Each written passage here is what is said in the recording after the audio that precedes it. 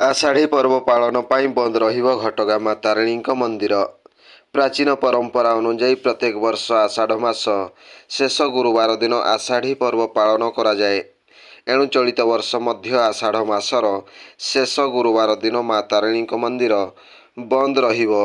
मां तारिणीଙ୍କ ଏହି आषाढ़ी पर्व जुलाई 16 तारिख गुरुवार पड़ुथिबारु दिन बेले मांकर कौनसी नीतिकांति पूजार्चना हेब नाही। ଏହା ପୂର୍ବରୁ ନିୟମ ରହିଛି।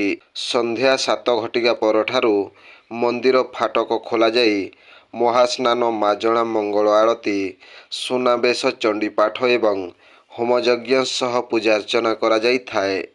କୁହାଯାଏ ଏହି ସମୟରେ ମା ତାରିଣୀଙ୍କର ଯିଏ ଦର୍ଶନ କରେ ଉକ୍ତ ସମୟରେ ମାଙ୍କ ପାଖରେ ଯିଏ ଯାହା ସ୍ମରଣ କରନ୍ତି ତାଙ୍କର ମନସ୍କାମନା ମା ତାରିଣୀ ପୂରଣ କରିଥାନ୍ତି ଏବଂ ସେ ପରିବାରକୁ ମା ତାଙ୍କ ପଣତ କାନି ତଳେ ଘୋଡ଼ାଇ ରଖିଥାନ୍ତି ସର୍ବଦା ବୋଲି ବିଶ୍ୱାସ ରହିଛି। ତେବେ ଆଷାଢ଼ ମାସ ଶେଷ ଗୁରୁବାର ଦିନ ମନ୍ଦିର ବନ୍ଦ ରହିବା ପରେ ସନ୍ଧ୍ୟା 7 ଘଟିକା ଠାରୁ ରାତ୍ର 10 ଘଟିକା ପର୍ଯ୍ୟନ୍ତ ମାଙ୍କର ପୂଜାର୍ଚ୍ଚନା ଅନୁଷ୍ଠିତ ହେବ।